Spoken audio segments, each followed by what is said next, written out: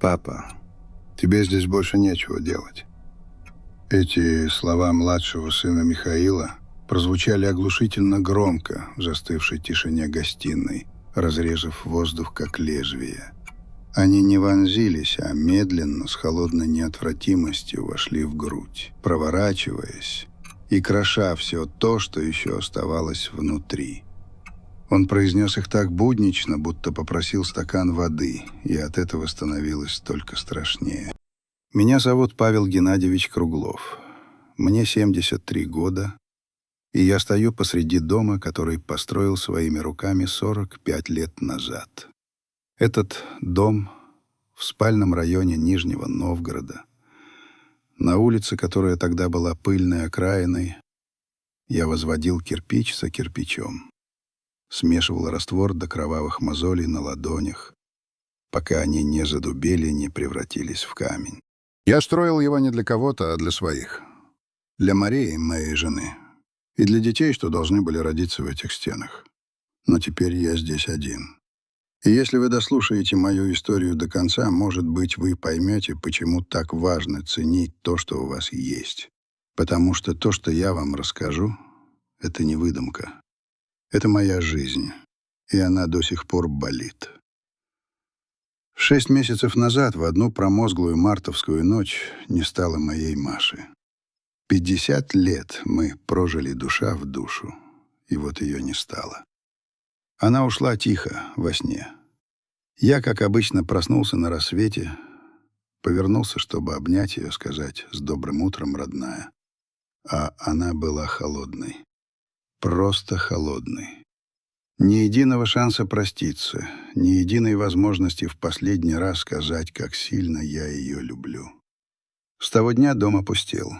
Он стал огромным, гулким, будто стены разъехались, а потолок поднялся на недосягаемую высоту. Каждый мой шаг отдавался глухим эхом.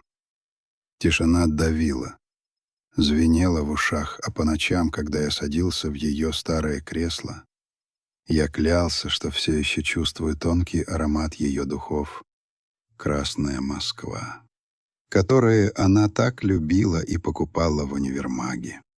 Первые месяцы были настоящим адом. Я, здоровый мужик, не знал, как толком включить конфорку на плите. Машенька всегда всем заправляла. И готовкой, и уборкой, и даже рубашки мне гладила. Хотя я уже давно не ходил на работу. А потом раз — и ничего. Пустота. Я бродил по комнатам, как привидение. Трогал ее вещи. Перебирал фотографии в старом альбоме. Разговаривал с ней, будто она все еще здесь. «Что же мне делать, Маша?» — шептал я, глядя на ее улыбающееся лицо на снимке. «Как мне теперь без тебя?» Но ответа не было. У нас 3 сыновей. Роман старший, уже лет 20 как мотается по вахтам на север. Звонит редко, раз в 2-3 месяца. Всегда на бегу, всегда обещает, что вот-вот приедет в отпуск, но так и не приезжает. Дмитрий средний, осел в Новосибирске, женился, растит 2 детей, которых я толком и не знаю. Он тоже звонит нечасто, и разговоры наши пустые. О погоде, о работе, ни о чем важном. И есть Михаил, младший. Мой любимчик, если по-честному. Этот парень всегда был другим. Выучился, получил диплом менеджера. Теперь работает в крупной фирме здесь, в Нижнем. Зарабатывает хорошо. Ездит на новые иномарки, носит дорогие костюмы. Все то, чего у меня никогда не было. И я им гордился. Очень гордился. Думал, он достиг того, чего я не смог. Но после похорон Марии Миша изменился. А может, он всегда был таким, просто я, ослепленный отцовской любовью, не хотел этого видеть. Сначала он приезжал часто. Каждую неделю привозил продукты, спрашивал, как я. Сидел со мной, разговаривал. Но шли недели, и визиты становились все реже. Сначала раз в 2 недели, потом раз в месяц. И приезжал он уже другим. Вечно спешащий, с телефоном в руке, постоянно отвечающий на какие-то сообщения, поглядывающий на часы. Словно мое общество было для него неприятной обязанностью, формальностью, которую нужно соблюсти. Я все замечал, конечно, замечал, но молчал. Старики быстро учатся молчать и не жаловаться. Учатся, потому что боятся остаться в еще большем одиночестве. В ту пятницу Михаил приехал около 7 вечера. Не предупредив, просто появился на пороге. Я сидел на крыльце, на старой скрипучей лавочке, и смотрел на проходящих мимо соседей. Вспоминал, как мы с Машей вот так же сидели вечерами и болтали о всякой ерунде. О соседке тети Зине, которая вечно сует нос не в свои дела, о Петровиче из углового дома. Ни о чем и обо всем сразу. Когда я увидел его блестящую иномарку, паркующуюся у ворот, в груди что-то ёкнуло. Радость, наверное. 3 недели его не было, и я, хоть и не признавался себе в этом, скучал. Как бы они меня ни бросили, я все равно продолжал их любить. Уж так я устроен. Михаил вышел из машины и с силой захлопнул дверцу. Я сразу заметил, лицо у него хмурое. Он подошел ко мне, засунув руки в карманы дорогих брюк, не улыбаясь, не здороваясь толком. «Папа», — бросил он вместо приветствия, — «даже не добрый вечер, не как ты, отец». «Миша», — ответил я, стараясь скрыть обиду, — «каким ветром? Проходи. Ужинал уже? У меня щи вчерашние есть, наваристые». «Я не ужинать», — отрезал он. «Я поговорить приехал». И тут у меня внутри все сжалось в тугой холодный комок. Потому что когда к тебе приходят словами «надо поговорить», это никогда не сулит ничего хорошего. «Ну так проходи», — сказал я, поднимаясь с лавочки. Старые колени заныли, протестуя против резкого движения. «Чего на пороге стоять? Здесь или в доме, как хочешь». «В доме», — коротко бросил Михаил и, не дожидаясь меня, шагнул внутрь. Я медленно, шаркая ногами, поплелся за ним. Он уже стоял посреди гостиной, оглядываясь по сторонам с каким-то странным, оценивающим выражением лица. Будто он не в родном доме, а в чужой квартире, которую пришел осматривать перед покупкой. Он мерил взглядом выцветшие обои, старый сервант с машинным хрусталем, потертый ковер на полу. Его взгляд был холодным, как у эксперта, как у человека, который видит не воспоминания, а лишь квадратные метры и их рыночную стоимость. «Что случилось, Миша?» — спросил я, чувствуя, как нарастает тревога. «Что-то стряслось?» Он помолчал еще с минуту, словно собираясь с мыслями, а потом посмотрел на меня в упор. Этот взгляд был мне незнаком, жесткий, деловой, без капли сыновней теплоты. «Папа, нам нужно обсудить твое положение», — наконец произнес он. «Мое положение?» — удивился я. «Какое еще положение?» «Я в полном порядке, сынок, не переживай ты так». «Нет, папа, ты не в порядке», — сказал он, и в его голосе прорезались стальные нотки. «Ты один, мамы больше нет, а ты уже не в том возрасте, чтобы справляться совсем в одиночку». «Я всю жизнь совсем справлялся», — возразил я, чувствуя, как во мне закипает обида. «И сейчас справлюсь. Не нужна мне ничья помощь».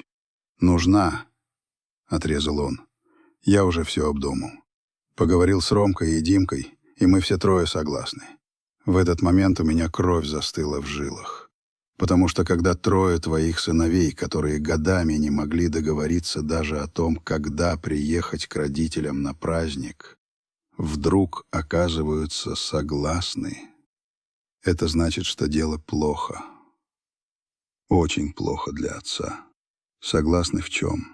— тихо спросил я. И тогда он это сказал. Посмотрел мне прямо в глаза и выпустил слова, которые раскололи мой мир надвое. «Папа, тебе здесь больше нечего делать».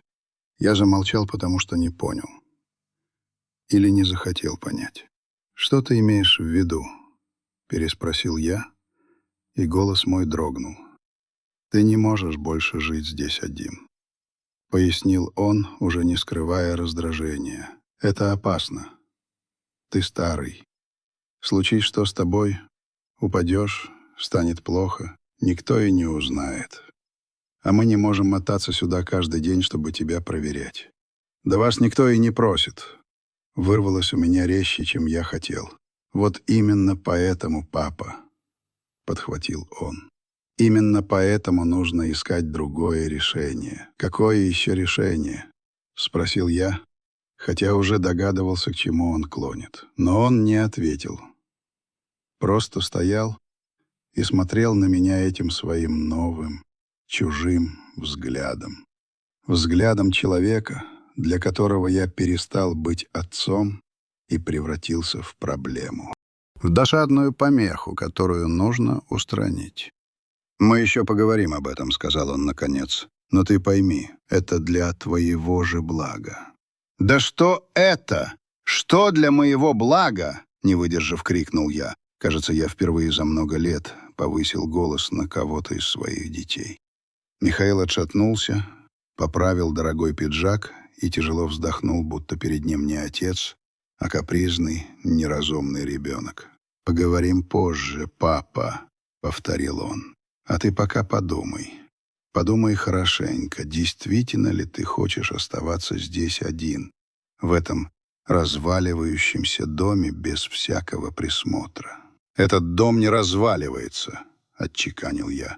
«Я его построил, и он еще 100 лет простоит, потому что я его на совесть строил». «Это было раньше», — бросил он через плечо.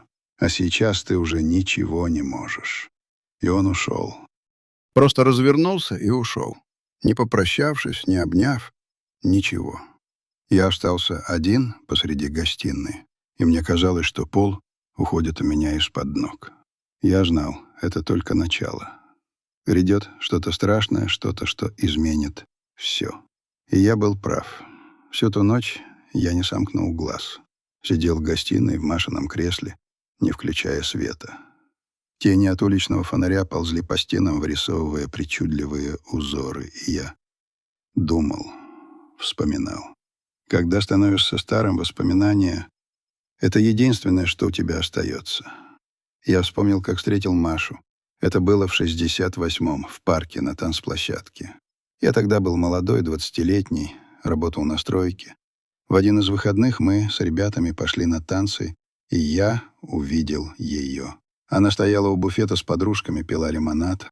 В простом ситцевом платье в горошек, с волосами, собранными в тугой хвост. И когда наши взгляды встретились, она улыбнулась. Боже, что это была за улыбка! Она словно осветила все вокруг. Я пропал в ту же секунду. Я был парень робкий, но тут решился. Подошел, пригласил на танец. Я был неуклюжим, наступал ей на ноги, но она только смеялась. Мы протанцевали весь вечер. Я спрашивал ее имя. Она сказала «Мария». Я спросил, можно ли проводить ее домой. Она сказала «Можно».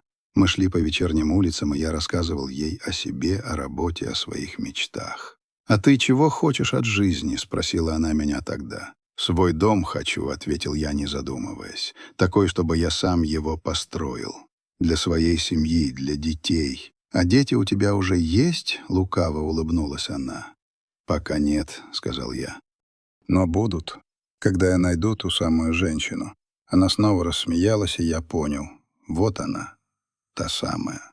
Через 3 месяца мы стали встречаться, а через год поженились. Свадьба была скромная, в районном ЗАГСе, потом посидели с самыми близкими в столовой. Денег у меня особо не было, но я купил ей белое платье, которое она увидела в витрине универмага, и ахнула. Когда я увидел ее в этом платье, идущую ко мне, я почувствовал себя самым богатым человеком на свете. Мы переехали в Нижний, здесь было больше работы. Сняли комнату в коммуналке на автозаводе, крошечная каморка с общей кухней и одним туалетом на весь коридор. Но это был наш дом. и мы были счастливы. Я вкалывал на стройке с утра до ночи, иногда по 12 часов. Таскал мешки с цементом, клал кирпич, месил раствор. Приходил домой без задних ног, руки в ссадинах и мозолях.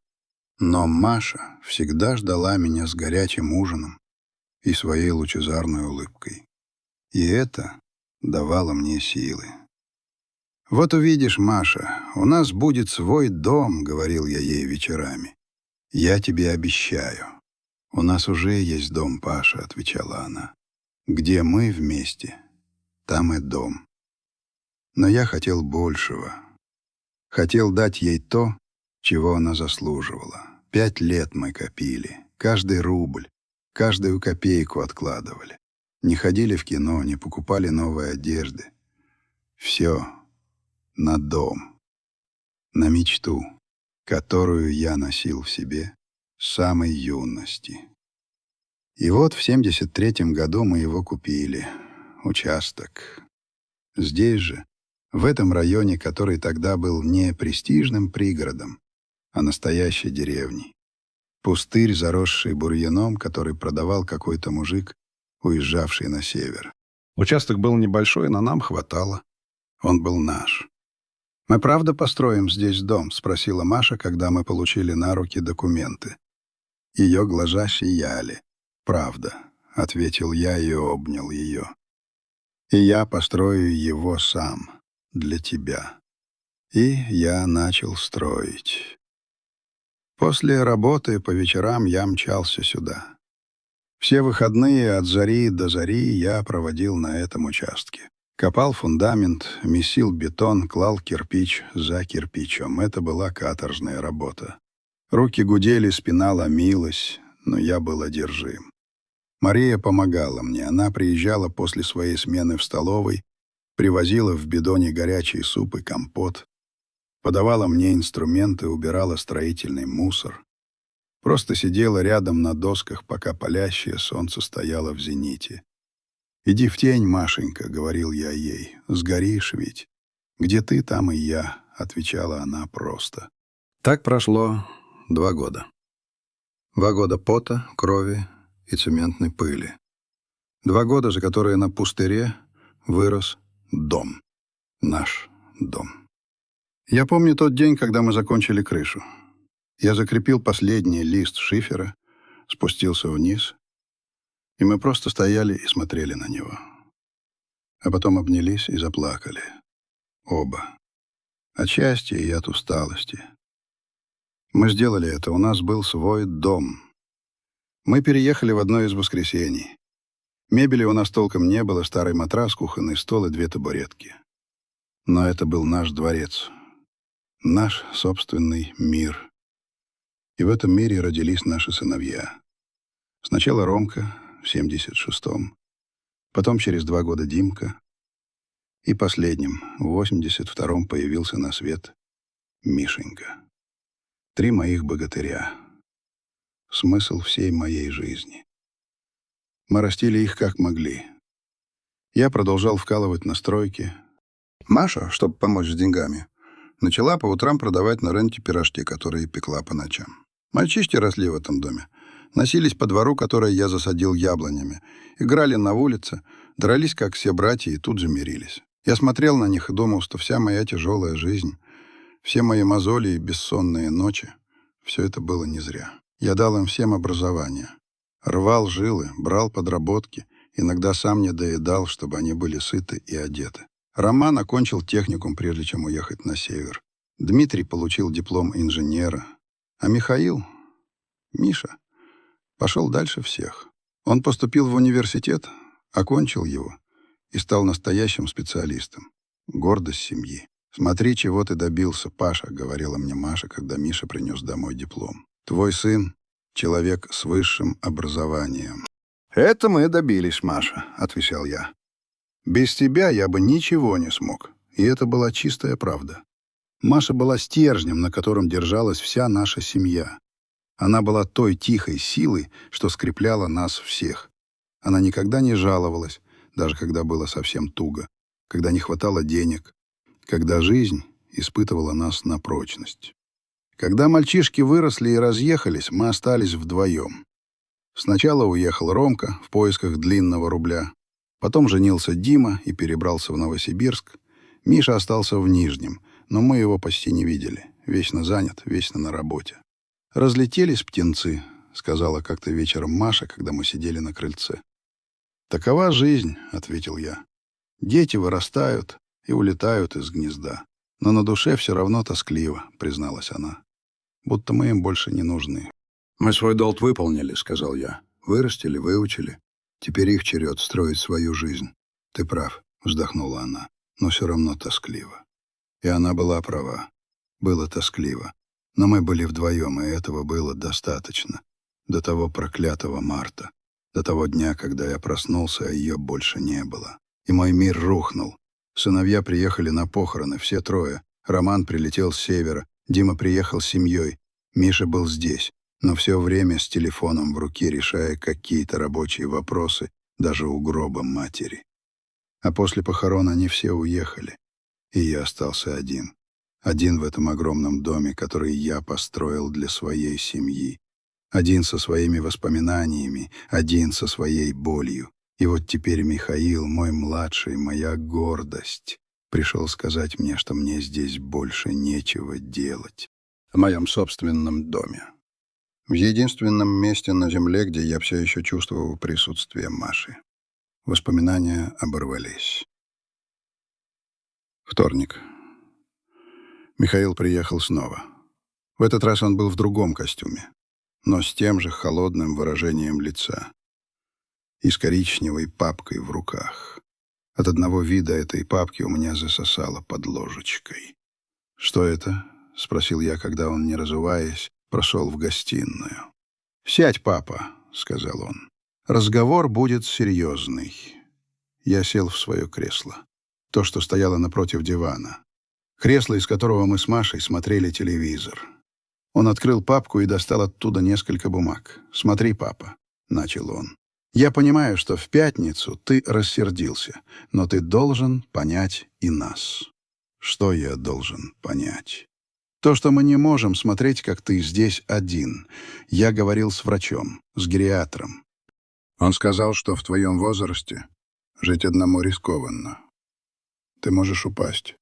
Может случиться приступ». «Ты ходил к врачу обсуждать меня?» — перебил я, чувствуя, как кровь приливает к лицу. «За моей спиной?» «Я сделал это для твоего же блага», — отрезал он. «Я сам решаю, что для моего блага. Ты решаешь неправильно», — почти крикнул он. Он немного успокоился и продолжил уже тише. «Я говорил с братьями.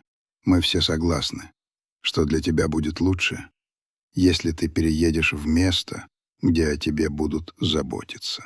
В хороший пансионат. Для пожилых. Пансионат». Он даже побоялся произнести это страшное казенное слово. «Дом престарелых». Словно я был старой, ненужной собакой, которую сдают в приют. «Я ни в какой пансионат не поеду», — твердо сказал я. «Это мой дом, и я здесь останусь». «Ты не можешь здесь остаться, папа». Его голос стал жестче. «Этот дом старый, он требует ремонта. Крыша течет, по стенам пошли трещины. Ты сам уже ничего не починишь». «Починю все, что нужно». «Нет, папа, не починишь». Он достал еще один лист. «Кроме того, этот дом стоит денег, больших денег. Район стал элитным. Если мы его продадим, то выручим приличную сумму. Хватит и на оплату самого лучшего пансионата, и еще останется, чтобы поделить между нами». И тут я все понял. Все встало на свои места. Дело было не в заботе, не в моем здоровье. Дело было в доме, в деньгах, в наследстве, которое они не хотели ждать. Внутри все похолодело. Пелена спала с глаз, и я увидел все в истинном, уродливом свете. Мой сын, мой младший, любимый сын, пришел не заботиться обо мне. Он пришел за домом, за деньгами. За моим наследством, которое ему не терпелось получить при моей жизни. «Так вот в чем дело», — проговорил я тихо, и слова застревали в горле. «Ты хочешь продать дом». «Это лучшее решение для всех», — ответил он, не моргнув глазом. Его лицо было непроницаемым, как у игрока в покер. «Ты переедешь в комфортное место, под присмотр специалистов, а мы сможем использовать эти деньги. Все в выигрыше. Все, кроме меня», — сказал я, и голос мой задрожал от обиды. «Я теряю свой дом. Теряю единственное, что у меня осталось от твоей матери. Теряю место, где вы все выросли. Место, где я прожил всю свою жизнь». «Папа, не надо этих сантиментов», — отмахнулся он и убрал бумаги обратно в папку. «Это чисто практический вопрос. Ты не можешь здесь жить, а нам нужны эти деньги». «Зачем тебе деньги?» — спросил я в упор. «Ты ведь хорошо зарабатываешь. У тебя новая машина, дорогая одежда, телефон последней модели. Куда тебе еще?» Он замолчал, и я понял, что попал в точку. На его гладком, ухоженном лице на мгновение промелькнула тень. «Это не только для меня», — сказал он наконец. «У Ромки свои расходы на севере. У Динки 2 детей, их надо поднимать. И у меня тоже есть обязательства». «Какие обязательства?» — не унимался я. «Это не имеет значения», — резко ответил он. «Значение имеет то, что этот дом сейчас никому не служит. Ты здесь один, а мы не можем распорядиться капиталом, который в нем заложен.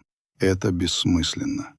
Этот дом служит мне», — в голосе прорвались слезы, которые я так старался сдержать. «Этот дом — все, что у меня есть. Здесь мы с твоей матерью были счастливы. Здесь вы родились. Здесь я хочу умереть. Не говори так, папа», — бросил он, но в его голосе не было ни сочувствия, ни тепла. Пустые, заученные слова. «Это правда», — сказал я. «Я умру здесь, в своем доме, а не в богадельне в окружении чужих людей». Михаил тяжело вздохнул, поднялся с дивана и посмотрел на меня сверху вниз. В его взгляде, который я уже начинал ненавидеть, смешались жалость и досада. «У тебя неделя на раздумье», — заявил он. «Если согласишься по-хорошему, мы все сделаем цивилизованно. Найдем тебе лучший пансионат, продадим дом, и все будут довольны. А если я не соглашусь?» — спросил я, глядя ему прямо в глаза. «Что ты будешь делать?» «Тогда нам придется действовать по закону». Его голос стал ледяным. «Мы можем подать в суд и признать тебя недееспособным. И тогда судья будет решать за тебя». Я замер. Я не мог поверить в то, что слышу. Мой собственный сын. Мальчик, которого я носил на руках. Парень, которому я оплачивал учебу, работая до 7-го пота. Этот самый сын теперь угрожал мне судом. «Ты мне угрожаешь?» — прошептал я. «Я говорю тебе как есть», — ответил он. «Это произойдет в любом случае, папа. С твоего согласия или без него. Так что лучше не усложняй».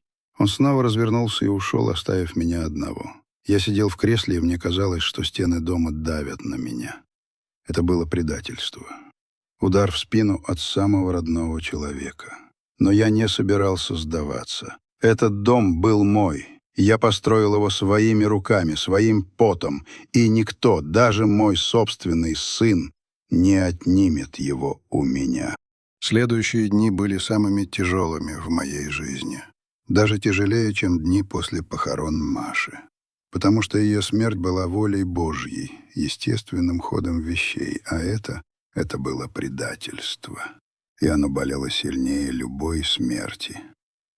Я почти не спал, ворочался сбоку на бок, думая, что мне делать, куда идти, как я могу оставить этот дом и, главное, как мои сыновья могли так со мной поступить. В среду днем зазвонил телефон. Это был Роман из Сургута. «Папа, привет!» — бодро сказал он. «Как ты там? Теперь вспомнил обо мне?» — не сдержался я. Последний раз он звонил 3 месяца назад. «Пап, не начинай», — поморщился он. «Мне Мишка звонил. Сказал, ты не хочешь сотрудничать». «Сотрудничать?» — переспросил я. «Это так теперь называется? Сотрудничать в том, чтобы меня выгнали из собственного дома?» «Это для твоего же блага», — заладил он как попка. «Ты уже старый, чтобы жить одному. Тебе нужен уход. Мне нужно, чтобы мои дети меня уважали», — отрезал я. «Чтобы уважали решения, которые я принимаю в своей жизни». «Пап, не упрямься», — сказал он. «Подумай и о нас тоже. Этот дом — это деньги. Деньги, которые нам всем пригодятся. Тебе на хороший пансионат, а нам — для наших семей». «Для ваших семей?» — спросил я. «А я, значит, уже не твоя семья?» Он замолчал на мгновение. «Конечно, моя семья», — неуверенно пробормотал он. «Но ты должен понимать, ты уже не тот. Ты старый». «Я в порядке!» — почти крикнул я. «Нет, не в порядке!» — ответил он. «И если ты не согласишься по-хорошему, будем действовать по-плохому». Мишка уже с юристом говорил, и он повесил трубку. Мой старший сын, моя первая надежда и опора, просто повесил трубку. В четверг позвонил Дмитрий из Новосибирска. «Папа, Ромка сказал, ты с ним грубо разговаривал». «Я не грубил», — ответил я. «Я говорил правду. Правда в том, что ты не можешь там больше оставаться один», — повторил он заученную фразу. «Мы втроем решили, что лучше продать дом, а тебя определить в хорошее место». «Вы втроем решили», — прошептал я, не спросив меня, не интересуясь, чего хочу я. «Папа, ты уже не в том возрасте, чтобы принимать решения», — сказал он. Эти слова ударили меня как пощечина. «Не в том возрасте?» — переспросил я. «Я этот дом построил. Я вас всех на ноги поставил. Я всю жизнь на вас пахал, а теперь ты мне говоришь, что я не в возрасте, чтобы решать, как мне жить». «Не принимай это так», — попытался смягчить он. «Просто, ты знаешь, старики иногда не видят вещи ясно». «Я все вижу очень ясно», — отрезал я. «Я вижу, что вам нужен мой дом. Вам нужны деньги, и вам плевать на то, что я чувствую». «Это не так», — его голос звучал фальшиво. «Это для твоего блага. Хватит мне твердить эту чушь», — закричал я. «Если бы это было для моего блага, вы бы оставили меня в покое. Приезжали бы чаще, звонили бы, спрашивали, как я на самом деле. Но нет, вы просто хотите от меня избавиться». «Папа, ты несешь какой-то бред», — сказал он. «Подумай хорошенько. У тебя время до воскресенья». И он тоже повесил трубку. Я остался сидеть с телефоном в руке, и по щекам покатились слезы. Но я не плакал. Мужчины моего поколения не плачут. Мы глотаем боль и живем дальше. Но в ту ночь я плакал. Один в своей спальне, обняв Машину подушку, плакал обо всем, что я потерял: о жене, о сыновьях, о своей жизни. В пятницу утром я проснулся разбитым. Все тело ломило, голова была тяжелой. Я сварил себе кофе, тот самый, который мы всегда пили с Машей. «Что мне делать, а, Маша?» — спросил я в пустоту. «Что бы ты сделала на моем месте?» Она, конечно, не ответила, но я знал, что она бы сказала. Она бы велела мне не сдаваться. Она бы сказала, что это мой дом, и я имею право здесь жить. Но я также знал, что она всегда защищала мальчишек. «Они просто заняты», — говорила она, когда они не приезжали. «У них своя жизнь», — оправдывала она их, когда они не звонили. И я не знал, не сказала ли бы она и сейчас: «Соглашайся, Паша, не создавай проблем». Но нет, Маша меня знала. Она знала, что я не из тех, кто сдается. В субботу днем я сидел в гостиной, когда в дверь постучали. Я подумал, что это снова Михаил, но на пороге стоял незнакомый человек в строгом костюме с портфелем в руках. «Павел Геннадьевич Круглов?» — спросил он. «Да, это я».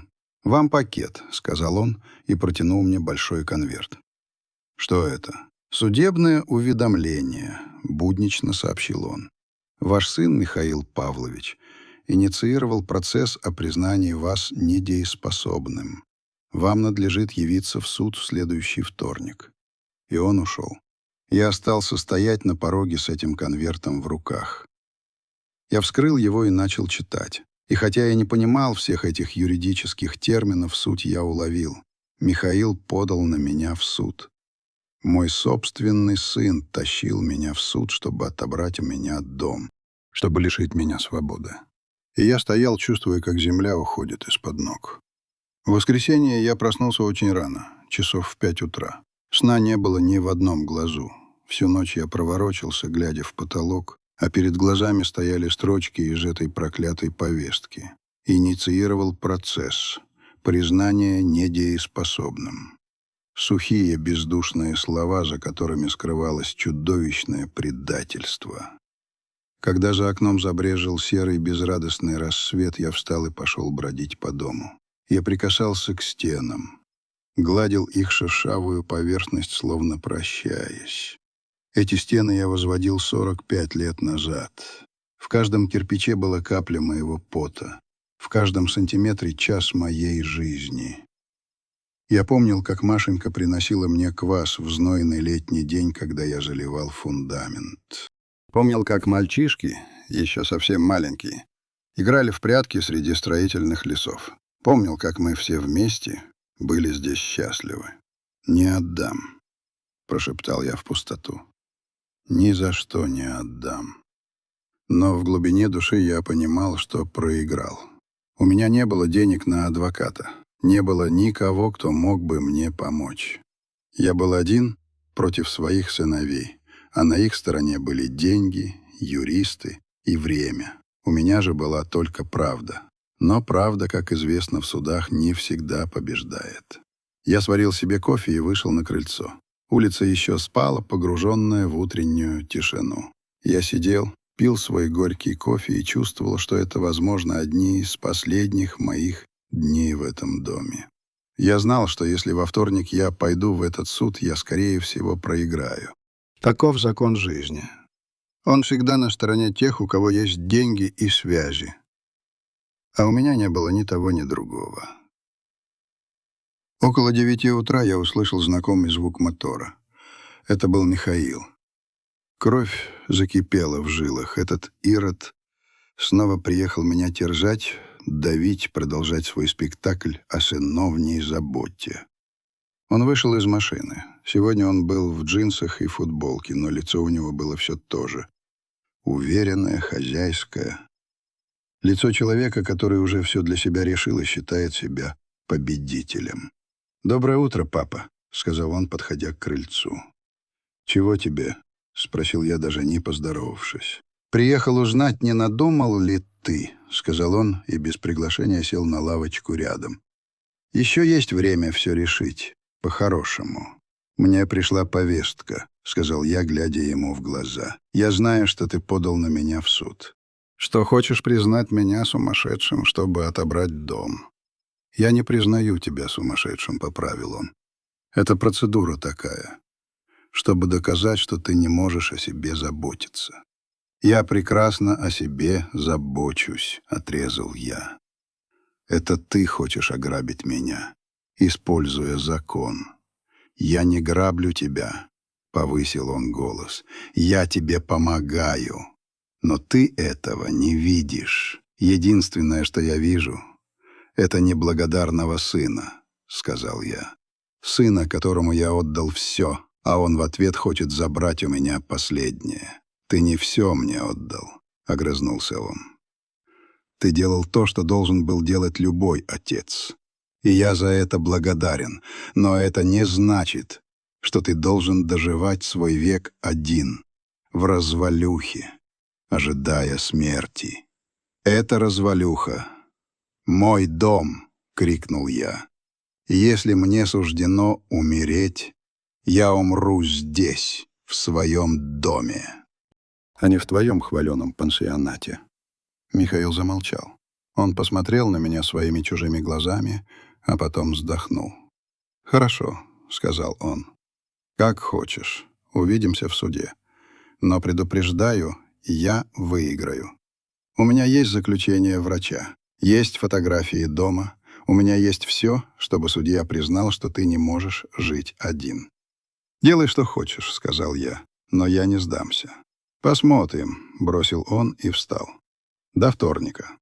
Он ушел, а я остался сидеть, чувствуя, как внутри все переворачивается. Я знал, что он говорит серьезно. Он пойдет до конца, чтобы выиграть, чтобы отнять у меня дом, запереть меня в богадельню и забыть обо мне. В тот день я ничего не ел. Кусок в горло не лез. Я просто сидел в гостиной, смотрел на Машины фотографии, говорил с ней, просил у нее сил, помощи, совета. «Я подвел тебя, Машенька», — шептал я.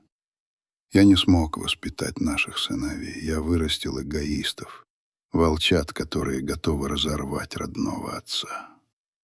И впервые за долгое время я захотел умереть, уйти к ней, потому что эта жизнь больше не имела смысла без нее, без сыновей, без дома». Вечер наступил незаметно. Я был так погружен в свои мысли, что не заметил, как за окном стемнело. Я сидел в темной гостиной, не включая света. Наконец я поднялся и пошел на кухню. Открыл холодильник. Там стояла кастрюля с вчерашними щами. Я налил себе тарелку, разогрел и сел за стол. Ел один, в полной тишине. Как и каждый день с тех пор, как не стало Маши. И пока я ел, я думал о своей жизни, обо всем, ради чего я работал, чем жертвовал и для чего. Чтобы закончить вот так, одному, с иском от собственных детей, на пороге потери всего, что у меня было.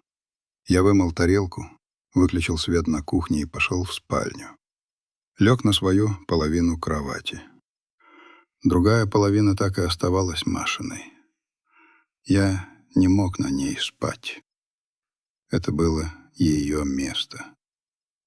Я закрыл глаза, пытаясь уснуть, но сон не шел. Голова гудела, сердце колотилось, и тоска сжимала грудь стальным обручем. И тут я услышал звук. Странный, неуместный в ночной тишине звук. Звонил мобильный телефон. Но не мой. Я своим почти не пользовался, он лежал выключенный в ящике комода.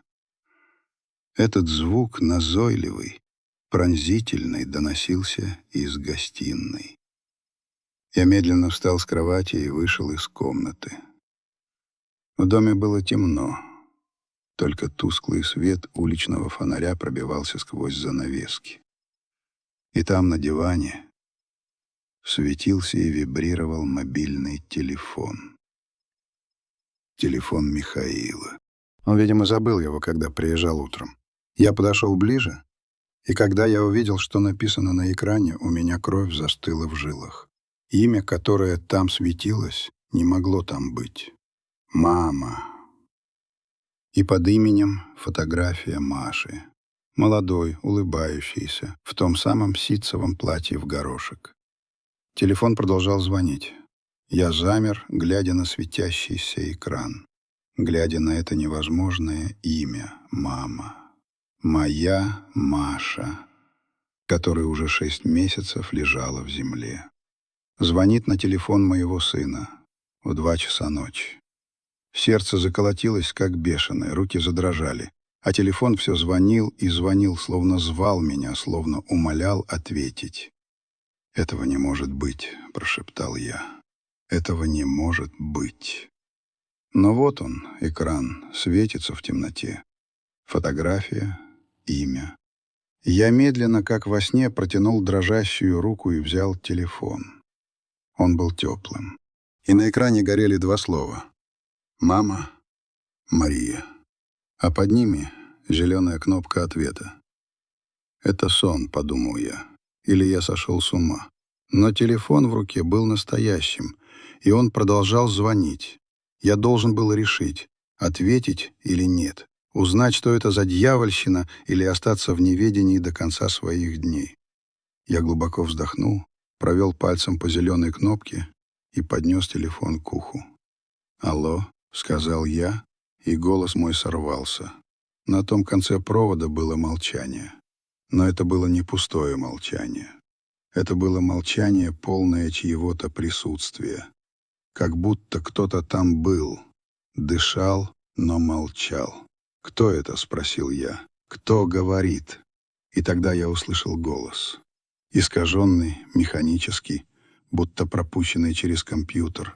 Но он произнес слова, от которых у меня похолодело все внутри. «Павел», — сказал голос, — «слушай внимательно то, что я тебе скажу». «Кто вы?» — спросил я. «Что вам нужно?» «Неважно, кто я», — ответил голос. «Важно то, что я знаю.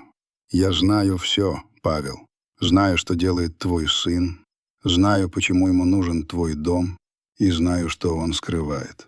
«О чем вы говорите?» — прошептал я, хотя сердце колотилось так, что я едва мог дышать. «Михаил тебе лжет», — сказал голос. «Он хочет дом не для того, чтобы о тебе заботиться.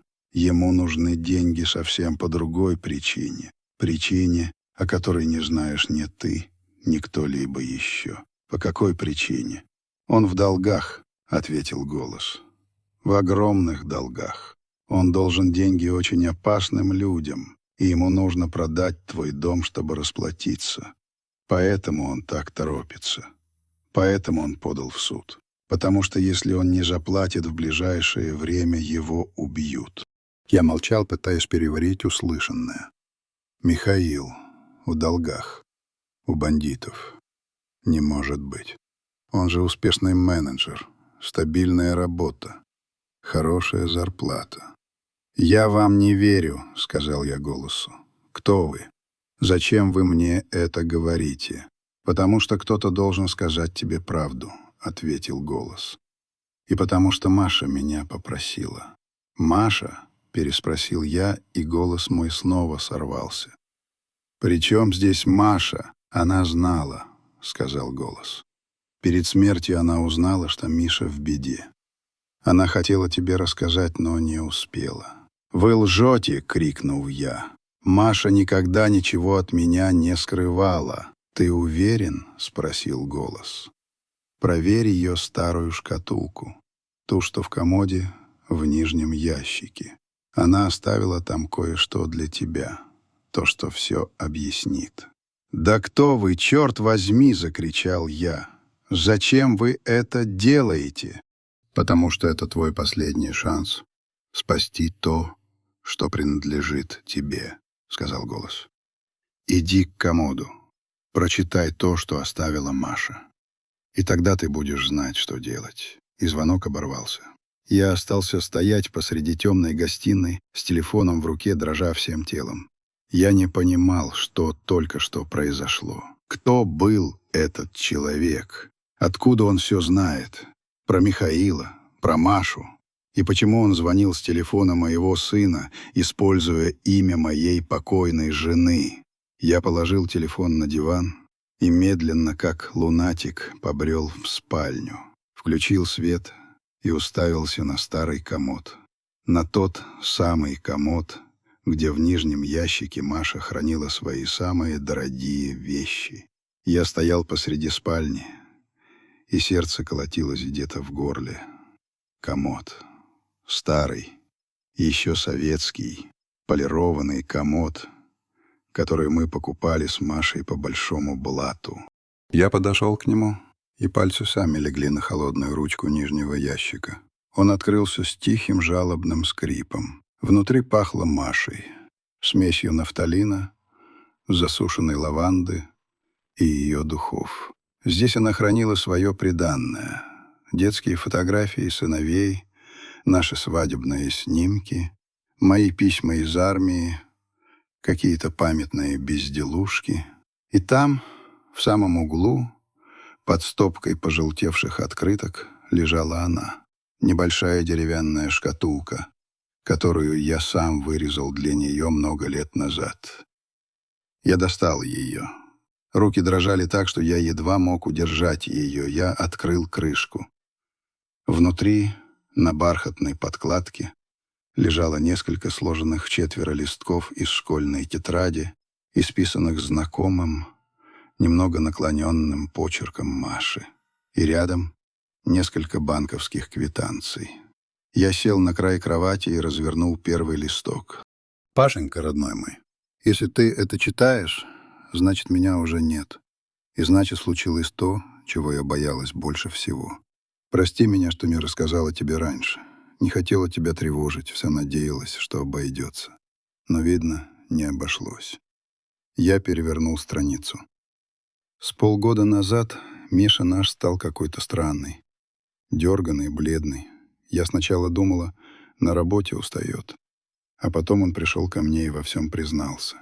Оказывается, он влез в страшные долги.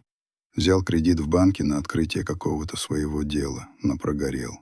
А чтобы отдать банковский долг, занял у каких-то страшных людей под огромные проценты. Я взял в руки квитанции. Это были уведомления из микрофинансовой организации.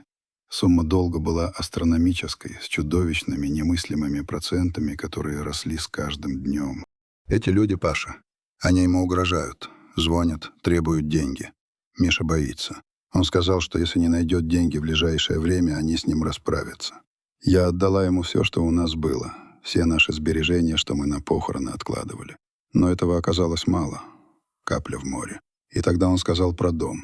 Сказал, что единственный выход — продать наш дом. Я почувствовал, как к горлу подступает ком. Маша знала. Знала и молчала. Я ему запретила даже думать об этом. Сказала, что это наш с тобой дом, наша крепость, что мы никогда его не продадим. Мы сильно поругались. Он кричал, что я его не понимаю, что речь идет о его жизни. А я плакала и говорила, что он сам виноват. Он ушел, хлопнув дверью. А я с тех пор места себе не находила. Сердце болело, не переставая. И за него, и за тебя. Я не знала, как тебе об этом сказать. Как сказать, что наш младший сын, наша гордость, оказался в такой беде. Да еще и готов ради своего спасения лишить тебя последнего, что у тебя есть. Последний листок был исписан торопливо. Буквы прыгали. «Пашенька, если он все-таки решится на это, если он придет к тебе с этим разговором после моей смерти, не вини его слишком сильно. Он просто запутавшийся и испуганный мальчишка, который наделал глупостей. Но и дом не отдавай. Сражайся за него. Это твоя жизнь. Это наша с тобой жизнь. Я не знаю, что делать, но я верю, что ты найдешь выход. Я всегда в тебя верила. Твоя Маша». Я сидел, глядя на эти листки, и мир вокруг меня перестал существовать. Все встало на свои места. Холодность Михаила, его спешка, его жестокость — все это было продиктовано не жадностью, а смертельным страхом. Он был загнан в угол, как волк, и готов был растерзать любого, кто встанет у него на пути. Даже родного отца. Но кто же тогда звонил? Кто этот таинственный доброжелатель, и откуда он знает про письмо, и почему использовал имя Маши? И я снова взял в руки забытый Михаилом телефон. Включил экран. Зашел в список вызовов. Последний входящий звонок был помечен как «мама». Но номера не было. Было написано «номер скрыт». Внезапно меня осенило. Я зашел в список контактов, нашел контакт «мама» и увидел номер телефона. Это был старый Машин номер, который давно должен был быть отключен и передан другому абоненту. Или... Я набрал этот номер со своего старого кнопочного телефона. Длинные гудки. Никто не отвечал. Я сидел в тишине спальни, и в голове у меня роились мысли. Что это все значит? Кто-то играет со мной в какую-то страшную игру? Кто-то знает обо всем, о долгах Михаила, о письме Маши, о судебном иске, и этот кто-то пытается мне помочь. Но почему так странно? Почему анонимно? И тут я понял. Это не была помощь. Это была манипуляция. Кто-то хотел, чтобы я узнал правду. Но не для того, чтобы спасти Михаила или меня, а для чего-то другого. Я снова посмотрел на Машино письмо. Не вини его слишком сильно. Он просто запутавшийся, испуганный мальчишка. Она просила за него. Даже зная, на что он готов пойти, она его прощала. И просила меня о том же. Но что мне было делать? Пойти в суд и проиграть, зная, что мой сын в смертельной опасности? Или отдать дом? Предать память Маши? Предать всю свою жизнь, чтобы спасти неблагодарного сына от последствий его собственных глупостей? Всю ночь я просидел в кресле, глядя в темноту. А утром в понедельник я принял решение. Я не знал, кто мне звонил. Я не знал, что будет дальше. Но я знал одно. Я не мог позволить своему сыну погибнуть. И я не мог отдать свой дом. Значит, должен был быть третий путь. И я должен был его найти. Я нашел в старой записной книжке номер телефона. Номер, который я не набирал уже много лет. «Алло, Рома?» — сказал я, когда на том конце ответили. «Это отец, у меня к тебе серьезный разговор. И к Диме тоже. Нам нужно встретиться. Всем вместе. И как можно скорее. Речь идет о жизни вашего брата». Трубку на том конце сняли не сразу. Сначала долгое молчание, потом шорох, и, наконец, сонный, раздраженный голос Романа. «Да, Рома, это отец». На том конце снова помолчали, видимо, смотрели на часы. У них на севере было уже глубокое утро. «Папа, что-то случилось?» «Время-то случилось», — отрезал я. «Случилось то, что вы все трое, волчата, сговорились за моей спиной, но сейчас речь не обо мне. У меня к тебе серьезный разговор, и к Диме тоже. Нам нужно встретиться». «Встретиться? Пап, ты чего? Какая встреча? Я на вахте, до отпуска еще 3 месяца. Дима в своем Новосибирске. Как ты себе это представляешь?» «Представляю так, что ты берешь отгул за свой счет. Дима берет билет на самолет, и вы оба приезжаете сюда. Завтра». «Завтра?» — в его голосе прозвучало искреннее изумление. «Ты с ума сошел? Что за срочность?» «Срочность такая», — сказал я, и мой голос стал твердым, как сталь. Таким, каким он был, когда я командовал бригадой на стройке. «Речь идет о жизни вашего младшего брата». Я не стал ждать ответа и повесил трубку. Потом набрал номер Дмитрия. Он ответил почти сразу. «Да, пап, привет». «Привет», — сказал я. «Собирай вещи завтра, чтобы был здесь». «Где здесь? В Нижнем? Папа, ты чего? У меня работа, дети, школа. У тебя есть брат, который в смертельной опасности. Я только что говорил с Романом. Он тоже приедет. Жду вас обоих завтра вечером в этом доме. И это не обсуждается». Я снова нажал отбой и сел в кресло. Я чувствовал себя опустошенным, но в то же время во мне проснулась какая-то давно забытая сила. Сила главы семьи. Человека, который не позволит своей стае развалиться. Весь остаток дня я провел в странном лихорадочном состоянии. Я убрался в доме. Впервые за много месяцев я протер пыль в комнатах сыновей, застелил кровати чистым бельем. Я сходил в магазин и купил продуктов: мясо на борщ, картошку, капусту.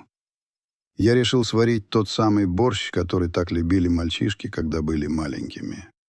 Тот самый, который всегда варила им Маша. Я делал все это механически, на автопилоте, а в голове у меня крутились слова из ее письма и этот жуткий механический голос из телефона. Вечером позвонил Михаил. «Папа, ты мой телефон не видел? Я, кажется, у тебя его забыл». «Видел», — спокойно ответил я. «Лежит на диване.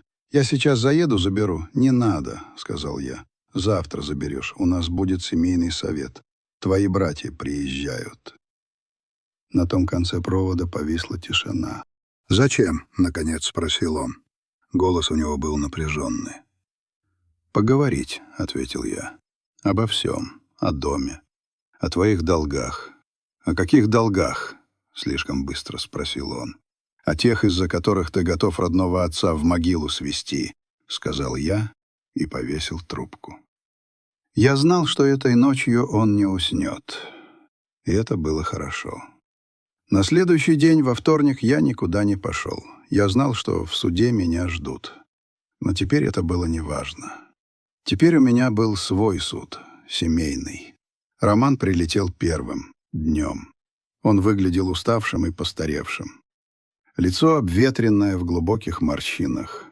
Руки рабочего человека. Он вошел в дом, молча обнял меня и сел на кухне. «Что случилось, бать?» — спросил он тихо. «Ты меня напугал». «Скоро все узнаешь», — ответил я и поставил перед ним тарелку горячего борща. Он ел молча, жадно. Было видно, что нормальной еды он давно не видел. Дмитрий приехал вечером, на поезде. Этот выглядел по-другому, мягкий, немного обрюзгший, в хорошей куртке. Интеллигент. «Папа, Рома, привет», — сказал он с порога. «Ну и что за апокалипсис? У меня квартальный отчет горит». «Садись, ешь», — сказал я. «Отчет подождет». Они сидели за столом на моей кухне, двое моих сыновей. Такие разные, чужие друг другу люди. И я смотрел на них и думал, как же так вышло, что мы, одна семья, стали такими далекими. Михаил приехал последним, около 9 вечера. Он был бледный, с темными кругами под глазами. Он вошел и остановился на пороге кухни, глядя на братьев. «Ну, здравствуйте», — сказал он с кривой усмешкой. «Семейный сбор в полном составе. По какому поводу торжество?» «Садись, Миша», — сказал я. «Торжества не будет. Будет разговор». Он сел. Атмосфера на кухне была такой густой, что ее можно было резать ножом. Братья смотрели то на меня, то на Михаила, не понимая, что происходит. «Итак», — начал я, когда все были в сборе, «вы все трое решили, что я сошел с ума, что меня надо сдать в богадельню, а дом продать». «Пап, не начинай», — поморщился Дмитрий. «Мы же все решили. Это для твоего... Для моего блага, я знаю», — перебил я его. «Так вот, я хочу, чтобы вы выслушали кое-что». Я вышел из кухни и вернулся с Машиной шкатулкой. Я открыл ее и достал письмо. «Ваша мать перед смертью оставила мне это. Она все знала». И я начал читать. Я читал вслух, громко и отчетливо, чтобы каждое слово впивалось в их совесть. Я читал о долгах Михаила, о его страхе, об угрозах. Я читал о том, как Маша отдала ему все их сбережения, и о том, как она плакала, не зная, как спасти сына и не предать мужа. Когда я закончил, на кухне стояла мертвая тишина. Роман сидел, низко опустив голову и сжав кулаки. Дмитрий смотрел на Михаила широко открытыми глазами, полными ужаса и недоумения. А Михаил сидел, уронив голову на грудь, и плечи его мелко дрожали. Он плакал, беззвучно, как в детстве. «Это правда?» — наконец спросил Роман, поднимая глаза на младшего брата. Его голос был хриплым. Михаил только кивнул, не в силах поднять головы. «Сколько?» — спросил Роман. «Сколько ты должен?» «Много», — прошептал Михаил. Я не знаю, что делать. Они меня убьют». «Так вот, почему ты так вцепился в этот дом!» — воскликнул Дмитрий. «Не из-за заботы об отце, а чтобы свою шкуру спасти». «Я не знал, что делать!» — крикнул Михаил, скидывая заплаканное лицо. «Я был в отчаянии и решил продать отца вместе с домом!» — рявкнул Роман и вскочил, опрокинув табуретку. Он схватил Михаила за ворот рубашки. «Я тебя сейчас сам здесь прибью, щенок!» «А ну, сели оба!» — крикнул я так, как не кричал уже лет 30. Они замерли. Роман медленно разжал пальцы. «Сядь!» — повторил я уже тише. «Дракой делу не поможешь. Мы — семья, и мы решим это как семья». Мой крик повис в воздухе. Роман, тяжело дыша, опустился на табуретку. Михаил продолжал сидеть, закрыв лицо руками. Дмитрий смотрел на меня, ожидая, что я скажу дальше. «Мы не для того этот дом строили, чтобы вы тут друг другу глотки грызли», — сказал я уже спокойнее, обводя их тяжелым взглядом. «Ваша мать, она бы этого не пережила». Я сел во главе стола на свое законное место. «Значит так», — сказал я, и в голосе моем не было ни капли сомнения. «Во-первых, иск из суда ты, Миша, забираешь. Завтра же. Во-вторых, мы продаем этот дом». Все трое уставились на меня. Роман и Дмитрий с недоумением, Михаил с проблеском надежды в заплаканных глазах. «Пап, ты чего?» — первым опомнился Роман. «Ты же... Я знаю, что я говорил», — перебил я. «Но обстоятельства изменились. Речь идет о жизни моего сына. А ни один дом, даже этот, не стоит жизни моего сына». Я помолчал, давая им осознать мои слова. «Мы продадим его. Но не для того, чтобы ты, Миша, отдал деньги этим бандитам. Этих денег они не получат.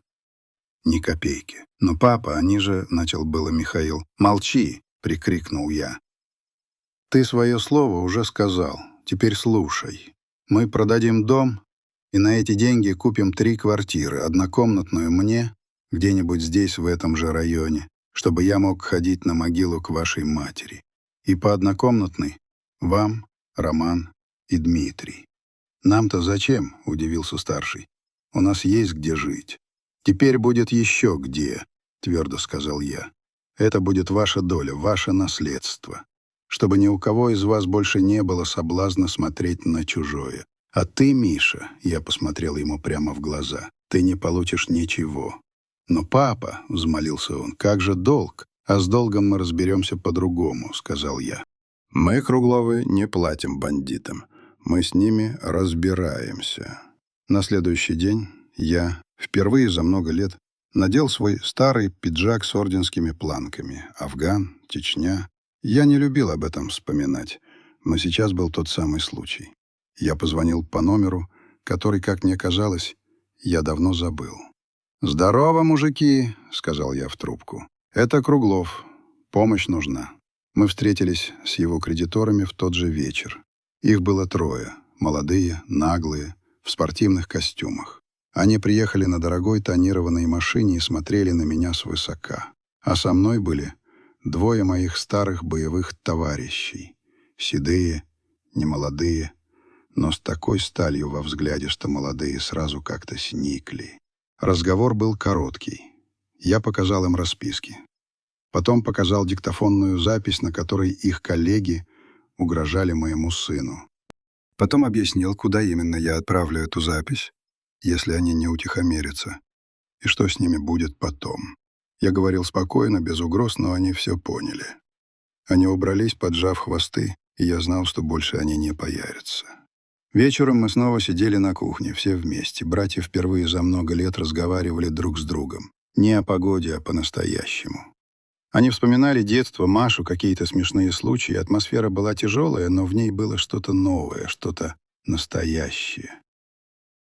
«Пап», — сказал Михаил, когда мы остались вдвоем. Братья вышли во двор покурить. «Спасибо». «Не меня благодари», — ответил я. «Мать свою благодари. Это она тебя спасла». «Прости меня», — прошептал он. «Бог простит», — сказал я, — «а ты живи. И помни, какой ценой тебе эта жизнь досталась». Продажей дома занимался Дмитрий. Все прошло быстро. Мы купили мне небольшую, но уютную квартиру в новом доме недалеко отсюда.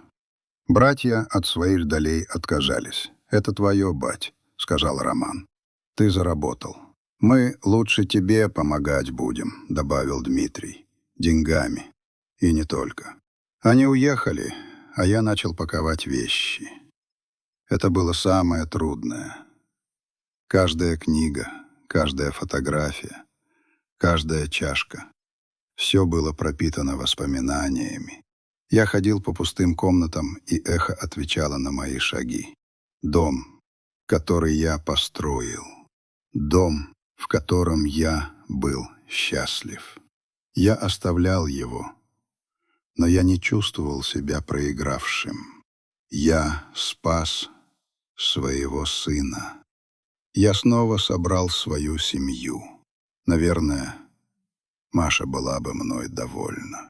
В последний день, когда я уже собирался закрыть дверь, в кармане старой куртки я нащупал что-то. Это был телефон Михаила. Я совсем про него забыл. Я включил его. Батарея была почти на нуле. Я зашел в контакты. Мама. Я посмотрел на этот контакт, а потом удалил его. Хватит призраков, пора жить дальше. Я вышел из дома и запер дверь. Я не оглядывался. Но история на этом не закончилась, потому что через неделю уже в новой квартире мне позвонили со скрытого номера. И тот же самый механический голос сказал: «Ты хорошо справился, Павел, но это было только начало. Теперь поговорим о том, почему на самом деле умерла твоя жена». Телефонная трубка в моей руке показалась ледяной. Я стоял посреди своей новой и еще пахнущей краской и лаком квартиры, и земля снова уходила у меня из-под ног. Только что я, казалось, выбрался из одного кошмара, спас сына, сохранил семью, пусть и такой страшной ценой, и вот новый удар, еще более жуткий. «Что?» — только и смог прошептать я. «Что вы сказали?» «Ты все слышал, Павел», — ответил безжизненный механический голос. «Ты думаешь, твоя жена умерла от старости, от больного сердца? Ты ошибаешься». Я молчал. Я не мог произнести ни слова. Воздух застыл в легких. «Кто вы?» — наконец выдавил я из себя. «Что вам от меня нужно?» «Мне?» «Ничего», — ответил голос. «Это нужно тебе. Ты должен знать правду. Твоя жена была сильной женщиной, Павел. Слишком сильной. Она мешала очень многим людям». «Кому мешала? Что за бред вы несете?» — закричал я. «Она была простой женщиной, домохозяйкой». «Она была женой Павла Круглова», — ответил голос. «А это уже немало. Вспомни свою жизнь, Павел. Вспомни всех, кому ты перешел дорогу. Строительный бизнес в 90-е — это не детские игры в песочнице. Ты многих обидел. Многих оставил ни с чем. Люди такого не прощают. «Это было давно!» — крикнул я. «Все это в прошлом!» «Для тебя в прошлом», — сказал голос. «А для кого-то нет. Кто-то ждал много лет, чтобы нанести удар, и ударил по самому больному. По ней. Я опустился на стул, ноги меня не держали. Моя Маша. Моя тихая, светлая Маша. Убита. Из-за меня? Из-за дел давно минувших дней? Этого не могло быть. Это был какой-то чудовищный бредовый сон. «Почему вы мне это говорите?» — спросил я, и голос мой дрожал. «Если это правда, почему вы не пошли в полицию?» «В полицию?» — в механическом голосе послышалось что-то похожее на смех. «Не смеши меня, Павел. Те, кто это сделал, и есть полиция. Или прокуратура, или кто-то еще выше. Ты никогда не докажешь, но ты можешь отомстить. Отомстить? Как? Найди того, кто это сделал, сказал голос, и заставь его заплатить. У тебя получится. Ты ведь умеешь разбираться с проблемами. Ты только что это доказал. Но я не знаю, с чего начать. Кто это мог быть? Подумай, Павел, подумай, сказал голос. Кому твоя жена могла перейти дорогу в последнее время? Кому она доверяла? С кем разговаривала? Вспомни последние месяцы ее жизни. Она была чем-то встревожена. Она что-то скрывала не только от тебя, но и от Михаила. Что-то, связанное с ее старой подругой, с тетей Зиной. Тетя Зина. Наша соседка. Та самая, с которой Маша сидела на лавочке, обсуждая последние новости. Та самая, которая всегда была рядом. «Причем здесь Зинаида?» — не понял я. «А ты спроси у нее», — сказал голос. «Спроси, о чем они шептались с твоей женой за несколько недель до ее смерти. Спроси про строительную компанию «Монолит» и про ее директора. И посмотри ей в глаза, когда будешь спрашивать». И звонок оборвался. Я остался один в пустой квартире в оглушающей тишине. Мир, который я только что с таким трудом склеил из обломков, снова разлетелся на куски. Все, во что я верил, оказалось ложью.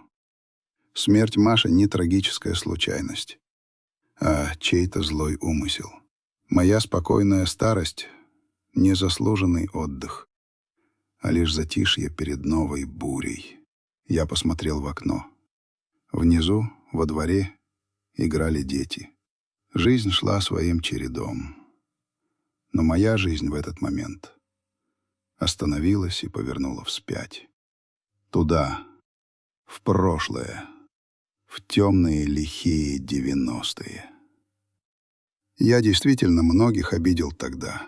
Я был жестким, бескомпромиссным. Я строил свою маленькую империю. И мне было плевать на тех, кто оставался на обочине. Я думал, что все это давно забыто. Но, видимо, я ошибался. Кто-то не забыл.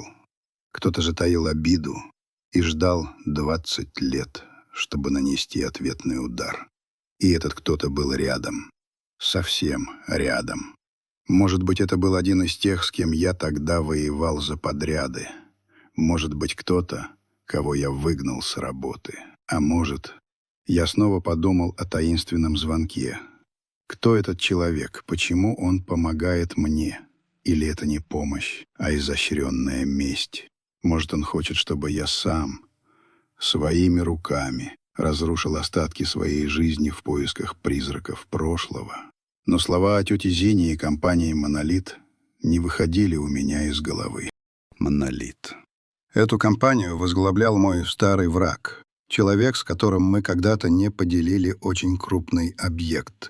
Человек, который клялся, что сотрет меня в порошок. Я думал, он давно сгинул, разорился. Но, видимо, нет. Я встал. Во мне не было ни страха, ни отчаяния. Только холодная, звенящая пустота. И где-то в глубине этой пустоты разгорался огонь. Тот самый огонь, который помогал мне выживать и в Афгане, и в Чечне, и в бандитских разборках 90-х. Огонь ярости. Я надел куртку, взял ключи.